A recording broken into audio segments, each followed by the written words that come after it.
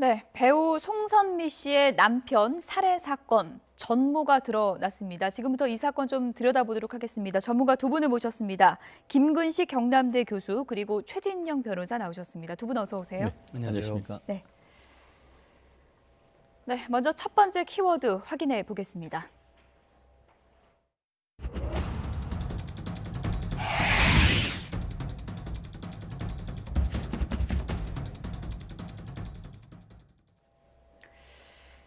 알고 보니 청부살인 사건이었습니다. 최진영 변호사님, 네. 구체적인 정황도 다 나왔습니다. 20억을 줄 테니 없애달라 이런 지시가 있었다는 거죠. 그렇습니다.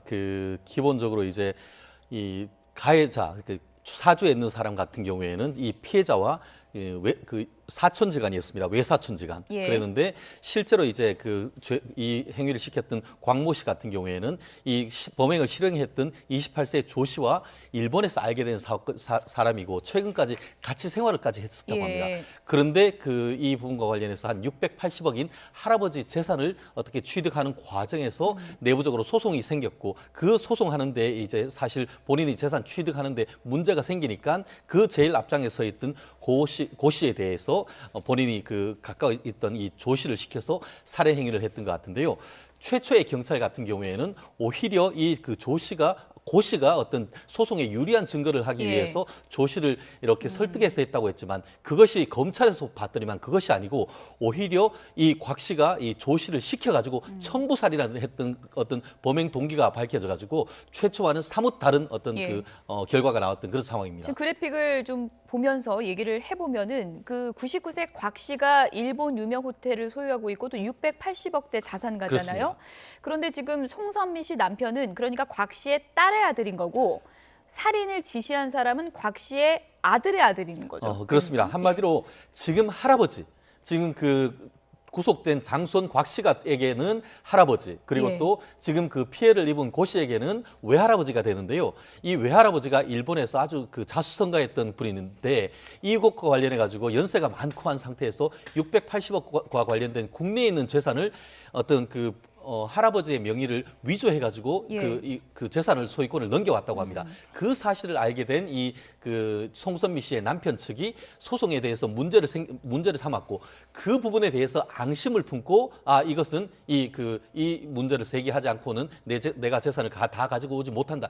이와 같은 생각에 평소에 들고 있던 이 고모 씨를 조모 씨를 통해서 이와 같은 엄청난 일을 벌인 것으로 지금 밝혀졌습니다. 그러니까 처음에는 우발적 범행이라고 했는데 진술이 바뀐 건데 알고 보니까 20억의 가족 부양까지 약속을 받았다는 거고 여러 가지 녹음 내용을 보면은 범행을 사전에 상당히 좀 치밀하게 준비했다 이렇게 볼 수 있겠죠. 그랬죠. 사실 대낮에 그것도 변호사 사무실에서 있었던 살해 사건이었기 때문에 많은 사람들이 충격을 줬었는데 지금 최종적으로 검찰 수사 결과 드러난 것은 청부살인인데 청부살인을 하기 위해서 이 범인 조모 씨가 상당히 구체적이고 계획적인 준비를 했던 것 같습니다. 그러니까 생선의 칼을 미리 시장에서 사서 준비를 해서 그걸 신문지로 싸가지고 변호사 사무실로 들어갔던 적이 있고요. 그다음에 이 범행을 실행에 옮기기 이전에 인터넷 검색 등을 통해 가지고 청부살인의 방법, 그다음에 조선족들이 어떻게 범행하는 방법 이런 것들을 좀 섭렵하면서 좀 들여다본 흔적도 검찰은 지금 확인해 놓고 있습니다. 그래서 정말 놀라운 일인데 한 사람의 생명을 무참하게 살해하는데 자기와는 아무런 연관이 없는 사람 아니겠습니까? 그렇죠. 무슨 원한이 있는 것도 아니고 그전에 무슨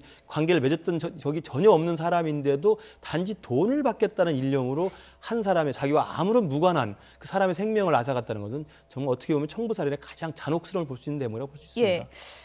살해 지시한 곽 씨가 여러 가지 구체적인 지시를 했는데 이런 지시가 있었습니다. 변호사가 보는 앞에서 살해를 해라. 이건 왜 그런 건가요? 그렇습니다. 최초에는 고 씨뿐만 아니고 변호사까지도 살해라고 지시를 했다고 합니다. 그렇게 하니까 실행을 했는 조 씨는 처음에 이 부분에 대해서 조금 머뭇거렸다고 합니다. 그렇게 하니까 그렇다고 하면은 사실 둘 다 묻어버려야 되는데라고 했지만 안 된다고 하면은 이 변호사가 사실상 본인들의 어떤 증여받는 것을 반대하고 있으니까 변호사 앞에서 이와 같은 범행을 해서 겁을 주라라는 취지에서 지시를 했고 실제로 법률사무소 내에 회의실 안에서 실제 3명이 있는 가운데서 문을 잠근 다음에 이 고 씨를 살해하고 현장에 있던 변호사한테도 위해를 가득한 가운데 싸우다가 이 로펌에 있는 직원들과 제지가 돼서 현장에서 체포됐던 그런 사건입니다.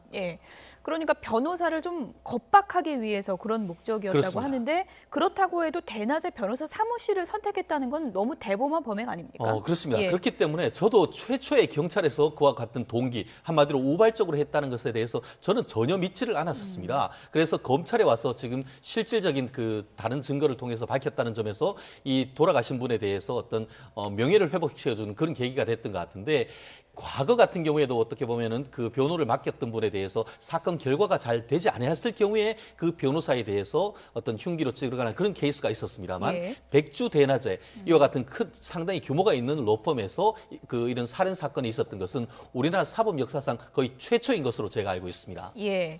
그리고 한 가지 이제 궁금한 게요. 이게 청부살인 사건으로 전모가 밝혀진 건데 이런 경우에는 형량이 어떻게 됩니까? 살인을 지시한 사람과 행한 사람이 비슷한 건가요? 어떻습니까? 결론적으로 얘기했을 예. 때에 경우에 따라서는 실행했는 사람보다 지시했는 사람이 더 높을 수가 있습니다.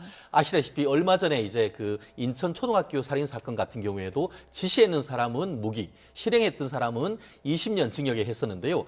이번 같은 경우에 실행했는 사람은 한 사람을 살해했지만 지시했던 사람 같은 경우에는 한 사람뿐만 아니고 원래는 두 사람을 살해하라고 지시했지 변호사까지 않습니까? 살해하라고 했었죠. 그렇기 때문에 예. 살인 교사의 하나는 기수, 하나는 교사의 미수가 있었기 때문에 경우에 따라서는 본인이 훨씬 더 큰 이익이 있었고, 이런 예. 종합적으로 했을 때는 이 케이스 같은 경우에도 이 그 어떤 비난 동기, 경제적 대가의 목적의 청부 살인이기 때문에 실제로 지금 같은 경우에는 가중되면은 징역 18년 이상, 경우에 따라서는 무기징역 이상의 형이 둘 다에 선고될 가능성이 매우 높지 않을까 싶습니다. 예. 외사촌지간이 왜 이 지경까지 된 걸까요? 이 부분을 좀 짚어보도록 하겠습니다. 두 번째 키워드 함께 보시죠.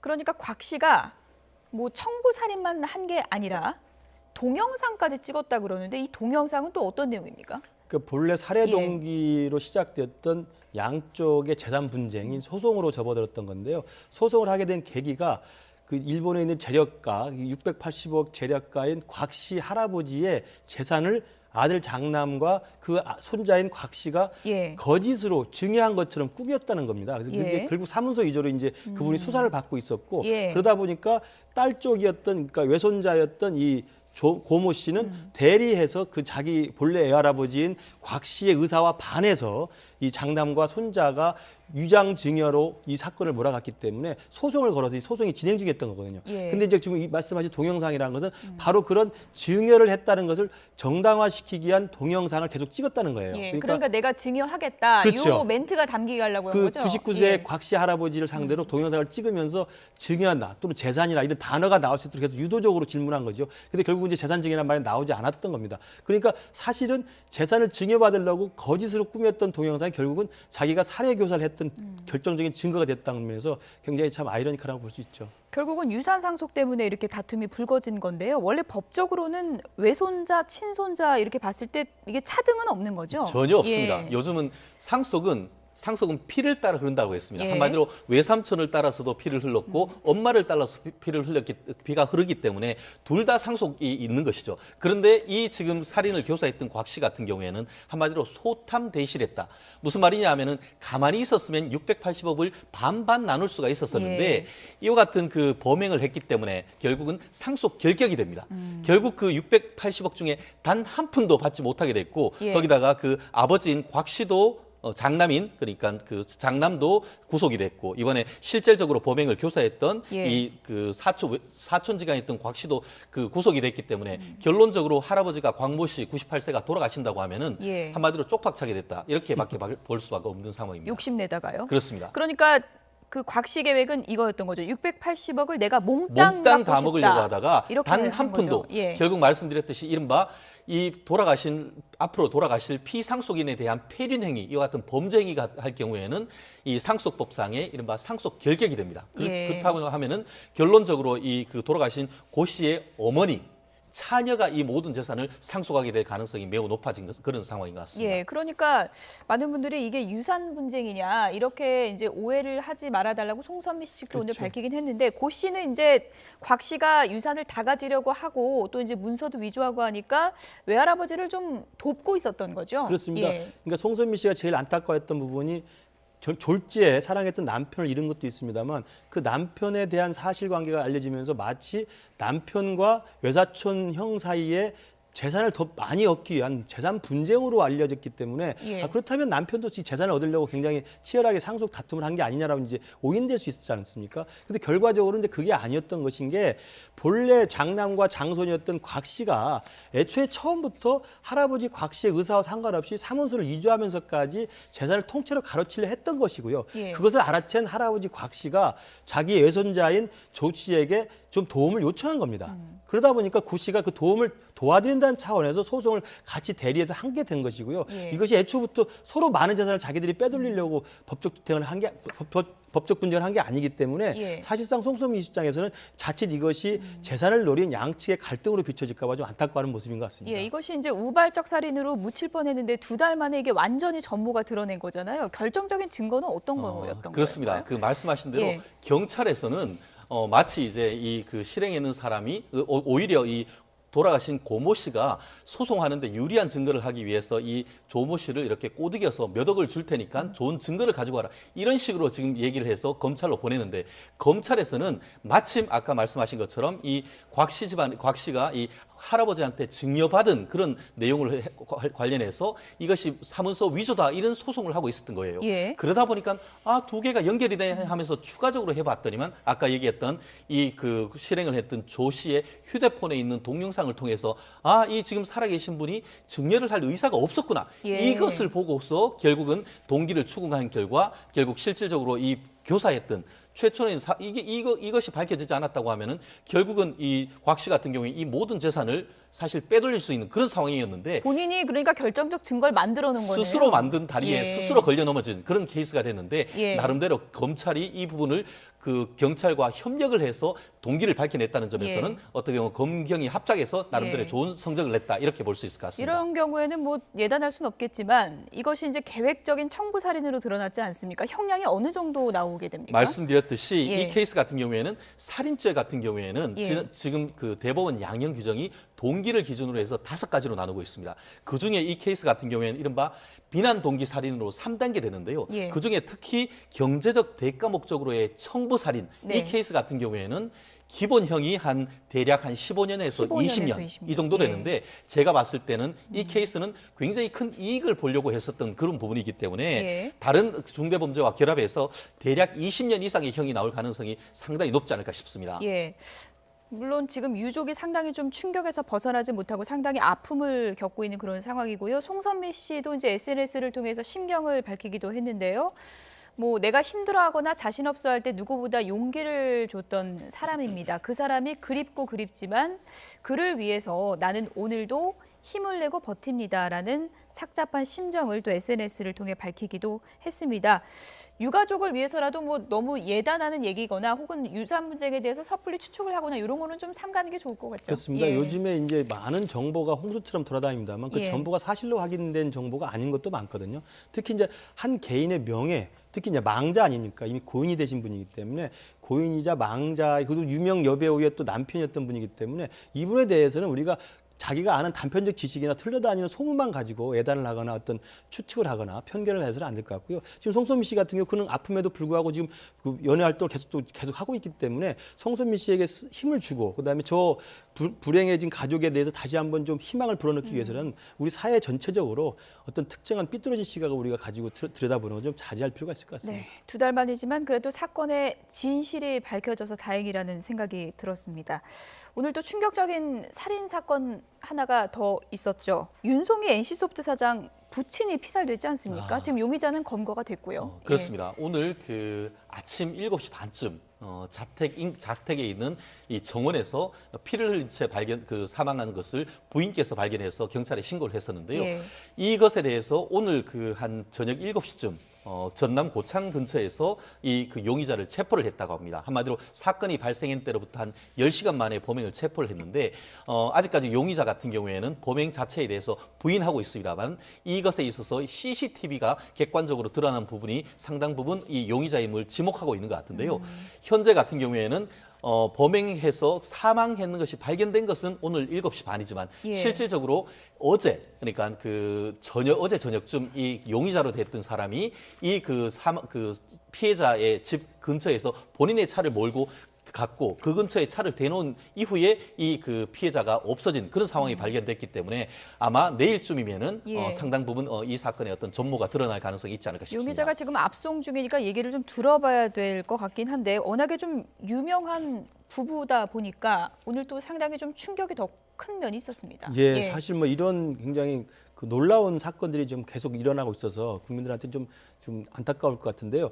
윤송희 씨하고 남편이 김택지 씨는 우리 한국에서는 IT 업계에서는 제일 유명했던 분 그렇죠. 중에 하나 아닙니까? 그리고 또 두 분이 커플로 또 결혼을 해서 지금 또 우리나라의 가장 그 앞서가는 NC 소프트라고 하는 이 IT 업체를 지금 운영하고 있기 때문에 예. 그런 두 분의 한 분의 아버지이시자 또 장인어른이 지금 돌아가셨기 예. 때문에 우리로서 일단 살해 사건 자체가 좀 충격적이고요. 일단 범인은 검거했다고 합니다만 범행 동기, 그다음에 범행의 자백 여부, 그다음에 범행의 구체적인 경과 이런 것들은 아직 드러나지 않고 있어서 예. 아마 오늘 밤부터 이제 압송이 되면 구체적인 경찰의 수사가 시작되기 때문에 예. 조만간 구체적인 내용이 나오지 않을까 싶습니다. 내용을 좀 들어봐야겠지만 대략적인 내용만 보면 이것이 좀 철저하게 계획된 범행일까요? 아니면 좀 우발적일까요? 어떻게 지금 추측해 볼수 아직까지 그 있을까요? 동기를 단정할 수는 없습니다. 예. 사실 지금 현재로 봤을 때는 계획적인 범행의 가능성에 조금 더 그 방점을 두고 있는데요. 예. 그 이유 같은 경우에는 이 피해자 차량하고 관련되는 것에 이 블랙박스가 옆으로 제거돼 있다라는 그런 내용을 보고 있는 걸 보면은 처음부터 만약에 우발적인 범행이었다고 하면은 그와 같은 경황이 없었을 텐데 예. 여러 가지 어떤 전체적인 정황을 봤을 때는 계획적 범행. 그렇다고 하면 계획적 범행이라고 하면은 왜 그렇게 했을까 하는 그런 동기가 문제되는데 어떤 그 채권 채무 관계인지 아니면 다른 어떤 부분인지 이런 그 동기를 밝힐 그런 노력이 가장 어떤 핵심적인 이 사건 수사의 관건이 아닐까 생각을 합니다. 용의자가 지금 압송되고 있으니까요. 추후에 구체적인 내용이 나오는 대로 저희가 속보로 전해드리도록 하겠습니다. 이번엔 정치권 소식으로 넘어가 보도록 하겠습니다. 한국당이 또 국감 보이콧 카드를 꺼내 들었습니다. 왜 그런지 주제어 보시죠.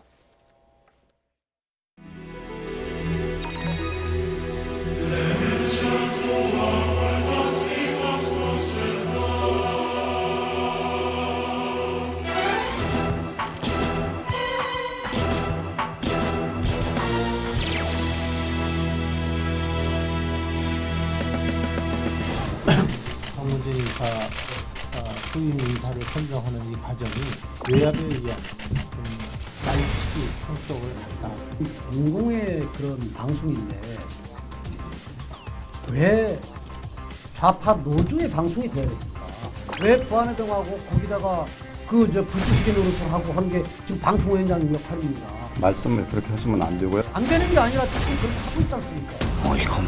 저희가 지금 보궐에 의해서 뽑히는 그 후임 임원진은 그 당에서 추천한 사람의 그 승계를 하는 것으로 저희 한국당에 추천한 인사를 받아가지고 그것을 방통위에서 임명하는 것이 그게 순리에도 맞고 원칙에도 맞고 저희가 박문진 이사를 선정하는 문제는 법에는 뭐 그 정신이 명확하게 규정이 돼 있지 않지만 관례로 그렇게 해왔습니다. 그러나 여야가 바뀌어 있을 때는 여당의 추천 몫은 바뀐 여당에서 하는 게 되고요. 야당의 결연이 생기면 바뀐 야당에서 하게 되어 있습니다. 그리고 그것은 이명박 정부에서 그렇게 했습니다. 이명박 정부 잘못됐다고 지금 추적해라고 해서 청산하겠다 그랬지 않았습니까? 그 따르겠다는 그 게 원칙은 그렇게 이명박 해왔고 정권이 잘못된 원칙은 그건 상속받으면 안 되죠. 여야가 바뀌었으니까 예전에 뭐 이런 전례도 있는 것 같고 뭐 하면서 거기에 지금 위원장이 속수학수 노릇을 하는 거예요. 그 압박이 청와대 아니면 여당에서 왔겠죠. 그러니까 여론이 구성하에 그러면 그 갑자기 일정을 바꿉니까? 몹시 특히 거북하고요. 뭐가 거북해요 지금? 뭐가 거북해요 지금? 국민들이 다 알고 있어. 그 방송상하게 앞장이 노릇하고 있는 거 다 아는데.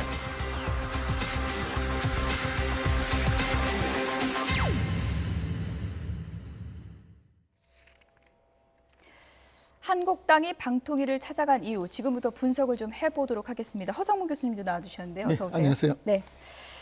오늘 방통위를 찾아간 것 자체를 놓고도 참 논란이 되고 있는 것 같은데 어떻게 보십니까? 그렇습니다. 뭐 관례에 따르면 찾아갈 이유가 없죠. 관례대로 이제 선임을 했기 때문에 그대로 인정하면 되는데 그러나 이제 그만큼 그 지난 정부에서 방통위 관련해서 방송 전체가 비정상적이었다는 것을 이제 오히려 역설적으로 증명하고 있는 것이 아닌가.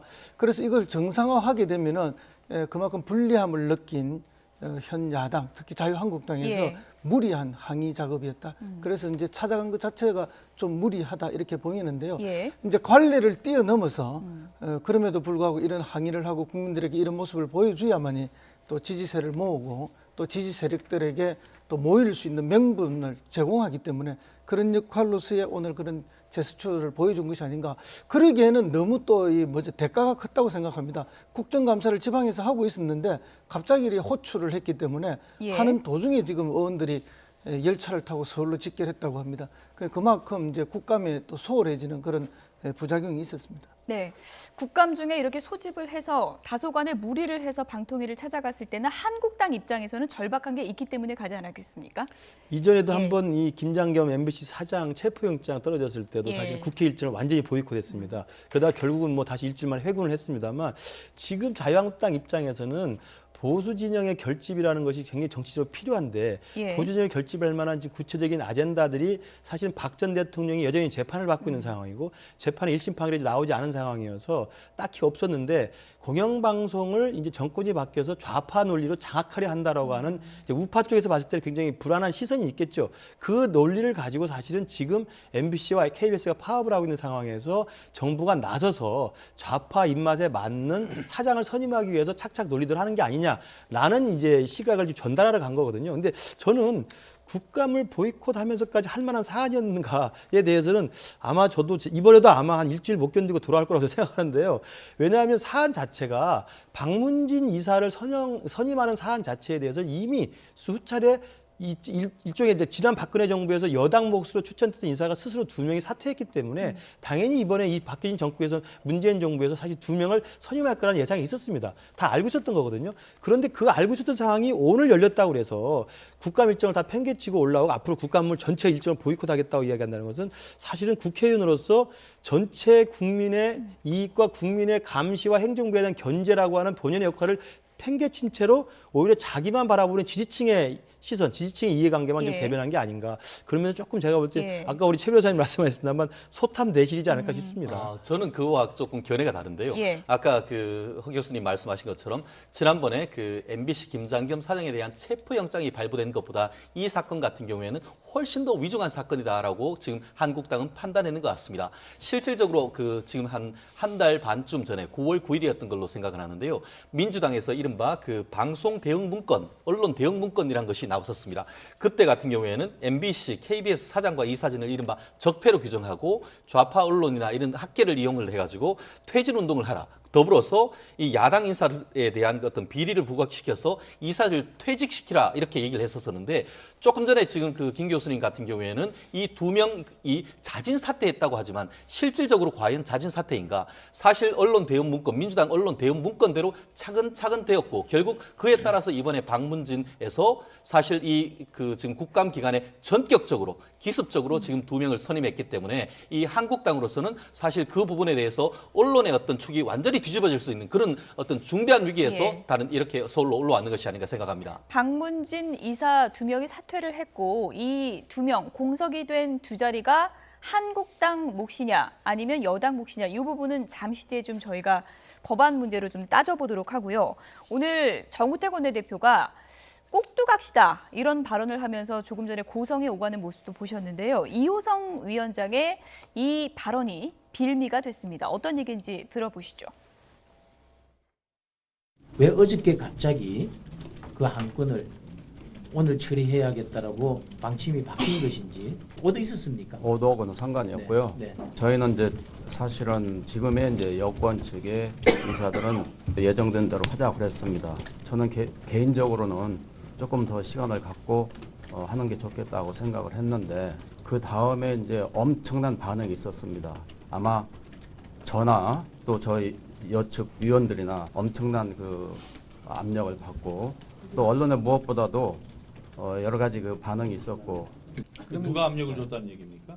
아까 아니 압력이 아니고 반응을 압력이라고 말씀하셨죠. 했잖아요. 압력이라고. 반응이죠. 청와대라고 우리가 짐작하는데 맞습니까? 아니 청와대가 뭘 안 아니니까. 그러면 압력을 바꾸라고 얘기했다가 항의가 나오자 반응이라고 이제 단어를 선택을 바꾸긴 했는데 다소간에 좀 오해가 있을 만한 발언이었다. 이런 또 견해도 있습니다. 그렇습니다. 뭐 예. 오해는 충분히 있을 수 있는 발언인데요. 조금 더 이제 정무적으로 발언을 정지해서 했더라면 오해를 받지 않았으면 더 좋았겠는데 사실상 뭐 압력이 있는 건 사실입니다. 저는 그렇게 봅니다. 지금 벌써 언론 노조들이 몇 달째 지금 월급도 못 받고 지금 파업을 하고 있지 않습니까?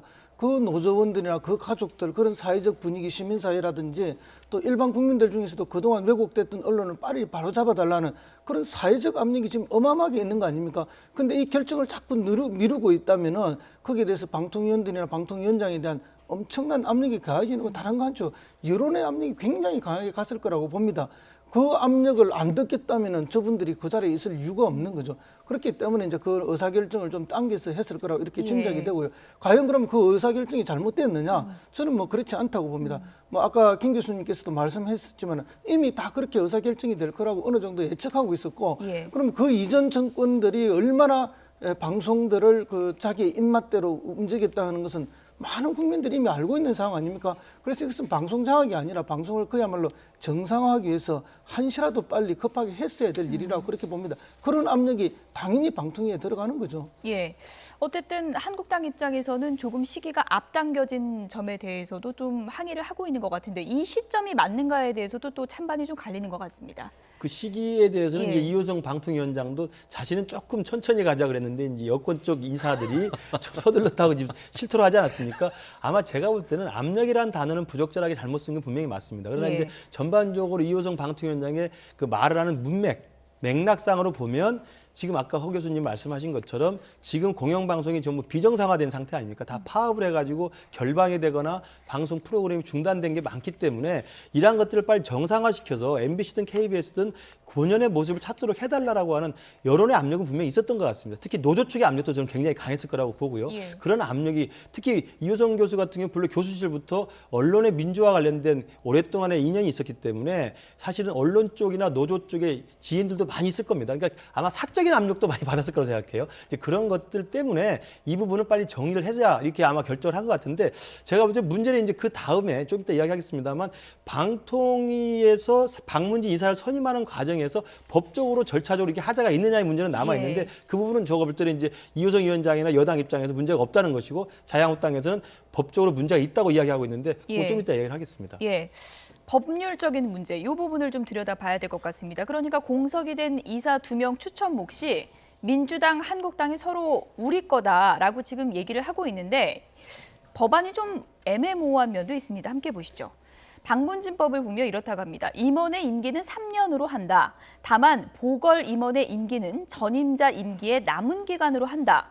이렇게 돼 있다 보니까 지금 한국당, 민주당 정권 교체되면서 여야는 바뀌었고요. 일단은 한국당이 추천했었는데 그럼 우리 목 아니냐. 한국당은 이런 건데 민주당은 정권 교체돼서 여당은 우리니까 우리 거다. 지금 이런 거 아니겠습니까? 결국 그 예. 법이 그 명확하지 않다 보니까 각자 유리한 대로 아전인수하고 있다 이렇게 얘기를 하고 있는 것 같은데요. 예. 어떤 관행이라도 있다라고 하면은 그와 같은 법 해석의 관행에 따를 것 같은데 이와 같은 관행이 아시다시피 이번 그 정권이 급격하게 바뀌는 과정에서 그와 같은 관행이 없다 보니까 서로 이 문제가 있는데 결국 이 문제를 어떻게 할 것이냐. 결국 정권이 바뀌었기 때문에 여당목 6명, 야당목 3명으로 해석을 할 것이냐. 아니면은 보궐과 관련해 가지고는 기존에 있던 분을 그대로 인정하는 것이 맞느냐. 이 부분인 것 같은데요. 결국 현재 같은 경우에는 결국 역사가 승자의 역사다라고 한다고 하듯이 지금 국회나 어떤 여론의 상당 부분 힘이 그 여론 쪽으로 그 흐르고 있고 지금 국회에서의 어떤 입법조사처에 같은 경우에도 여당 몫이다라는 취지로 지금 해석하고 있기 때문에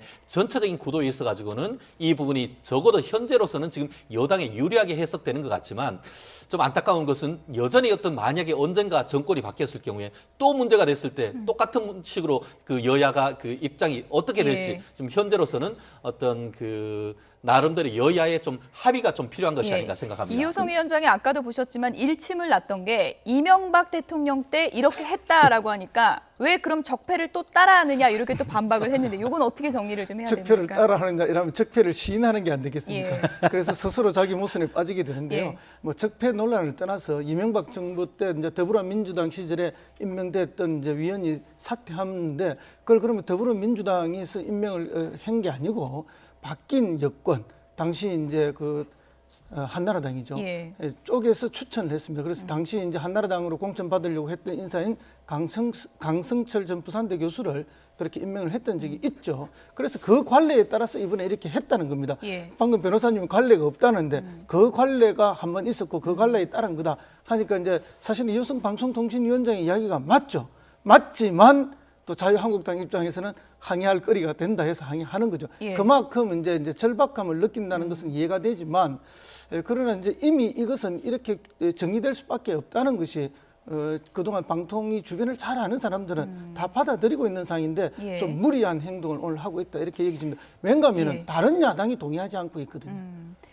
일단 뭐 이 바뀐 두 명 몫이 상당히 커지는 게 이렇게 되면 현 여당이 과반이 넘기 때문에 이렇게 되면은 MBC의 그 임원진 교체도 속도를 낼 것이다 이런 전망이 많이 나오고 있지 않습니까? 그러니까 박문진 이사가 9명으로 구성되는데요. 그동안 관례가 여당 몫으로 6명, 야당 몫으로 3명이었습니다. 6대 3이었는데 이 문재인 정부가 들어온 다음에 지난 정부에서 여당 몫으로 추천됐던 두 분이 아까 최 변호사 말씀하신 것처럼 파업적인 노조원들이 가서 뭐 사퇴 압박도 하고요. 그다음에 학교에 가서 피켓 시위도 하고 이렇게 하면서 사실 두 분이 결국 못 이기고 이제 사퇴를 한 거예요. 그러니까 6대 3에서 두 분이 빠져나왔으니까 여당 몫은 4명이 됐고 그 빠져나온 2명 몫을 오늘 또 여당 몫으로 지금의 문재인 정부 몫으로 2명 했기 때문에 지금의 여당 몫이 이제 5이 된 거죠. 그래서 5대 4로 역전이 됐기 때문에 그 5대 4로 역전된 지금 이사의 구성 속에서는 이미 이 민주당 몫으로 들어와 있던 박문진 이사가 그 지금의 MBC 김장현 사장에 대한 조기 사퇴에 대한 안건을 올려놓은 상태입니다. 그러니까 사실은 이 조기 사퇴라는 안건을 올려놓기 때문에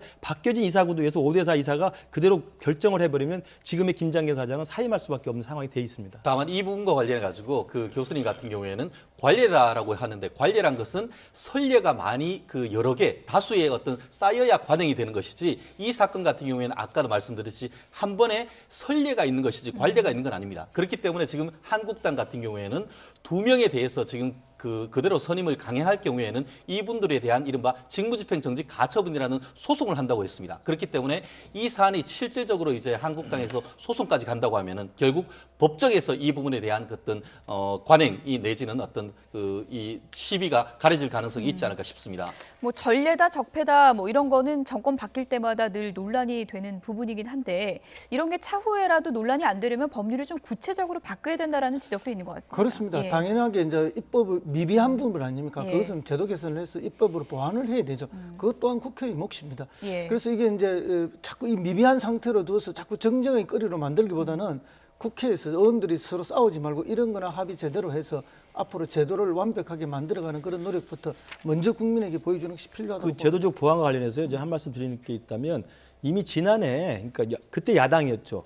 더불어민주당 측에서 내놓은 더불어민주당하고 정의당하고 국민의당이 공동으로 내놓은 방송법 개정안이 있어요. 그러니까 그건 공영방송법이라고 그래서 지금은 KBS법 따로 있고 EBS법 따로 있고 MBC 방문위법이 따로 있는데 이 세 개를 합쳐서 항상 정권이 바뀔 때마다 문제되는 게 이 공영방송의 정권 장악 의도 아닙니까? 그러니까 이 세 개의 공영방송을 하나의 공영방송법으로 만들어서 어떻게 하냐면요. 지금처럼 여당과 야당 몫이 나눠져서 여당이 하나라도 많고 둘이라도 많기 때문에 단순 과반수로서 여당 몫으로 이 사장을 선임하니까 여당 입맛에 맞는 사장이 들어오거든요. 근데 그 작년에 더불어민주당이 내놓은 개정안은 뭐가 됐냐면 특별 다수제를 도입하자는 거예요. 그러니까 사장 선임에 관한하는 3분의 2가 찬성하는 특별 다수제를 도입하면 야당 몫으로 추천된 이사도 동의를 몇 명이 해야만 가능한 거 아니겠습니까? 그러면 야당도 동의할 수 있는 사람을 사장으로 선임할 수밖에 없게 돼 있습니다. 얼마나 합리적인 아닙니까? 그러니까 이것은 누가 여당이 되고 누가 야당이 되든 간에 확실하게 여야가 같이 합의할 수 있는 객관적이고 중립적인 인사를 사장으로 선임할 수 있는 제도적 장치입니다. 이것은 다음 정권이 바뀌어도 할 수 있는 거거든요. 그러니까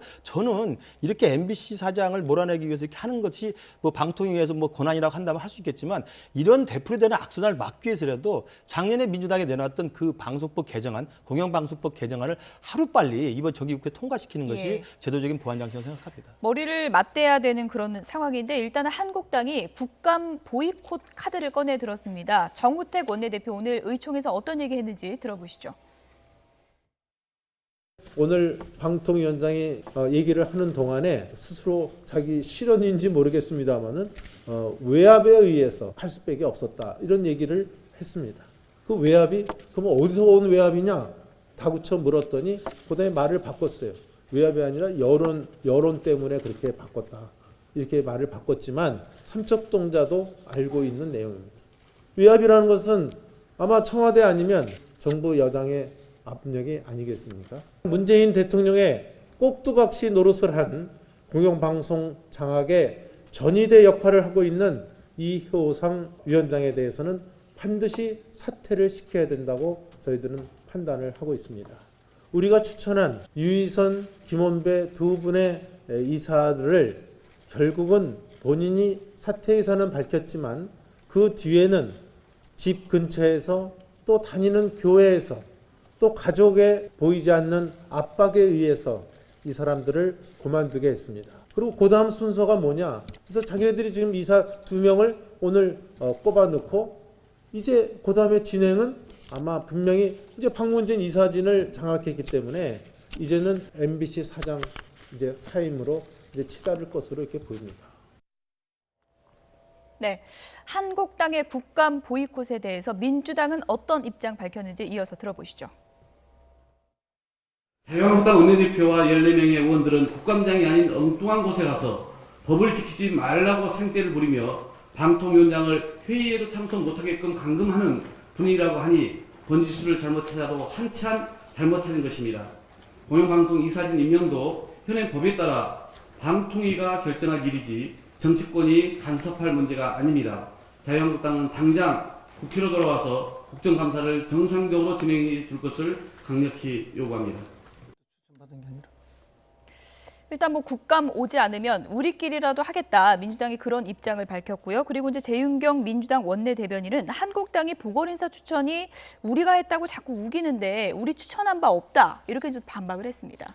당에서 구체적으로 인물을 추천하지는 않았겠죠. 그러나 이제 뭐 정부 여당 쪽에서 2명을 이제 선임한 게 아니겠습니까? 그러니까 야당에서는 뭐 그 여당에서 했다라고 이야기하지만은 어쨌든 뭐 여권 인물, 여권과 가까운 인물을 방통위에서 임명을 했다는 것은 맞겠죠. 그러나 정말 당에서 이 사람을 해달라 이렇게 방통위에 요청하지는 않았기 때문에 그런 말씀을 하시는 것 같고요. 그럼에도 불구하고 방금 그 교수님께서 여러 가지 말씀을 해주셨는데 사실은 이런 이제 논쟁은 앞으로는 정말 저는 종식돼야 된다고 봅니다. 결국 우리 정치 발전을 이제 국민들도 원하고 있는데 그 발전의 척도는 제도화입니다. 이 제도화의 미비에서 빚어지는 논쟁이기 때문에 참 소모적이고 국민들도 피곤한 논쟁이라고 봅니다. 예. 어쨌든 한국당 입장에서는 국감 보이콧 카드를 꺼내 들었는데 이게 나갈 때도 중요하지만 들어올 때 명분도 상당히 중요하지 않습니까? 어떻게 전망하십니까? 그렇습니다. 일단 나갔는데 다른 것과 달리 국감이 그렇게 많지는 않습니다. 지금 뭐 7분 응선을 거의 넘었다라고 했기 때문에 실제로 이제 남은 기간이 얼마 남았지 않다 한다고 하면은 결국 이 부분에 있어서 강하게 지금 여권을 밀어붙이고 특히 이번 같은 경우에는 명분 싸움에도 상당 부분 어떤 명분을 잡았는 것이 아닌가. 특히 이호성 지금 방송통신위원장 같은 경우에 본인이 실언인지 사실 그 말은 생각의 표현이다라고 하는데 아까 그 며칠 동안 느꼈던 그와 같은 것을 해서 사실 방통위원장의 말을 통해서도 상당 부분 어떻게 보면 밀어붙일 수 힘을 잡긴 잡았는데 그 기간이 그렇게 길지는 않을 것이다. 돌아올 수밖에 없는 상황이 아닌가 생각합니다. 예, 어쨌든 뭐 국감장을 나간 한국당 돌아오는 명분 찾기도 쉽지는 않을 것 같다 그런 생각이 듭니다. 국민의당 얘기를 좀 해봐야 될 것 같은데요. 박지원 전 대표가 연일 안철수 대표에 대해서 돌직구를 날리고 있습니다. 들어보시죠. 안철수 대표가 당대표 나오기 전에 지난번에도 말씀했지만은 그 바른정당과의 통합 이런 얘기를 했을 때 제가 안 된다. 첫째는 정체성이 다르고 거기는 11월 달에 당이 깨진다. 이런 얘기를 했었죠. 저는 했었어요. 제 눈에는 보이는데 안철수 대표 눈에는 안 보이나 봐요. 흉이 아니고 안철수 대표는 굉장히 고집이 있어요. 그래가지고 자기 하고 싶은 대로 계속 밀고 가는 그런 끈질김도 있어요. 그렇기 때문에 조금 더 두고 봐야 될 거예요. 네, 흉이 아니라고 하면서 비판하실 건 또 다 비판하시는데 보통 좋은 말을 할 때 소신이 있다 그러지 고집이 있다고는 안 하지 않습니까? 어떻게 보십니까? 안철수 대표가 고집이 있죠. 예. 고집이라는 것은 그동안에 보여줬던 어떤 정치적인 리더십, 결기 이런 것들을 가지고 좀 가려는 의지는 분명히 있어 보입니다. 예. 그러니까 이번에 문제가 됐던 바른정당과의 통합 문제가 지금 호남 중진 의원들의 반발로 인해서 일단 수면 아래로 내려간 건 사실입니다. 그리고 수면 아래로 내려갈 수밖에 없었던 당내 사정도 분명히 있었던 게 사실인데 문제는 국민들 시선에서 봤을 때는 국민의당이 바른정당과의 연대나 통합을 통해서 중도와 제3의 길을 가면서 다당제를 유지하는 것이 국민 눈높이에 필요한 것인지 아니면 호남 중진 의원들이 이야기하는 것처럼 국민의당이 여전히 개혁 입법 연대라든지 또 민주당과 연대를 통해 가지고 과거에 같은 여야 양당 구도로 한쪽에 편승하는 것이 나은 것인지에 대한 국민적 판단은 남아있다고 생각하고요. 예.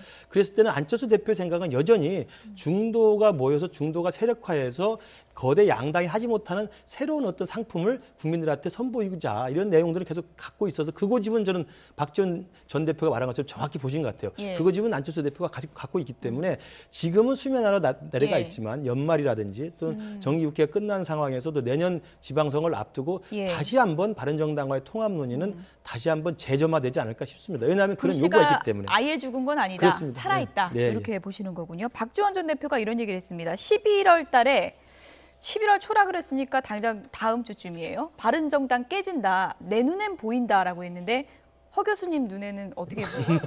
아니 지금 김무성 대표가 곧 귀국을 할 거 아닙니까? 예. 귀국하면 일성이 뭐겠습니까? 홍준표 대표에게 힘을 실어주자 이야기 아니겠습니까? 그럼 어떻게 힘을 실어주죠? 그러면 바른정당에 있는 통합파 의원들 탈당시켜서 조기 입당 자유한국당으로 시키는 것이 예. 힘을 실어주는 거예요. 그렇게 될 때 홍준표 대표가 친박과의 세력 균형을 자유한국당 내에서 이룰 수 있거든요. 그럼 당연히 깨지는 수순으로 가는 거죠. 근데 이제 그 정도가 어느 정도일 건지는 아직 이제 확인할 수는 없는데 예. 일부에서는 뭐 12명이 넘을 것이다. 일부에서는 많아야 대여섯 명이다. 예. 이렇게 하는데 이제 저희가 그래픽으로 몇 분은 좀 추려봤습니다. 통합파 지금 짐 싸신 분들 지금 그려봤는데 김용태 의원, 김영우 의원, 황영철, 김무성 의원. 나도 갈까 관망파 대표적인 두 분이 남경필 지사하고 오신환 의원입니다. 저 두 분은 어떻게 될 걸로 보십니까? 글쎄요. 뭐 고민이 안 많겠습니까? 예. 근데 지금은 이제 의원들이 고민하는 의원들이 내년에 지방선거에 이제 성패의 문제도 고민이 있지만 사실은 본인들의 선거는 한참 많이 남아 있습니다. 그래서 또 다른 변화의 계기들이 몇 차례 있기 때문에 너무 섣불리 움직였다가 정치적 명분도 잃고 실리도 잃고 다 잃을 수 있기 때문에 고민의 지점이 저는 깊다고 생각하고요. 빨리 행동으로 옮기려고 하시는 분들은 지역구 사정이 어떤 뭐 영남 편중이라든지 이런 또 특징들이 다 다릅니다. 예. 그렇기 때문에 저는 다 입장의 차이가 나타나는 것이고요. 그 안에는 아주 미묘한 정치적 계산과 이해관계가 예. 있다는 말씀을 드리는데 어쨌든 박근혜 대통령과 홍준표 지사의 지금 대표의 한판 승부가 마지막 남았는데 김무성 대표가 귀국하자마자 홍준표 지사 대표에게 힘을 실어주는 예. 그런 형국으로 전개는 바쁘게 돌아갈 것이다 이렇게 봅니다. 당장 내일 귀국이거든요. 그렇습니다. 그러면 그렇게 다음 주 정도에는 구체적으로 좀 움직임이 있을까요? 그럴 가능성이 매우 예. 높죠. 실질적으로 지금 그 친박 두 분에 대해서 사실은 출당 공고를 했고 지금 어떻게 가능하다고 한다고 하면은 지금 그 의원총회를 한국당 의원총회를 통해서 표대기를 해야 된다라고 한다고 하면은 예. 결국 최대한 그 홍 대표를 지지한다는 그런 취지에서는 생각보다 빠른 시일 내에 거사를 감행할 가능성이 높지 않나 싶습니다. 네. 통합파 김무성 의원이 내일 귀국하는데요. 어떤 얘기를 할지 좀 기다려보도록 하겠습니다. 김근식 경남대 교수, 최진영 변호사, 그리고 허성무 경남대 초빙 교수 세 분이었습니다. 고맙습니다.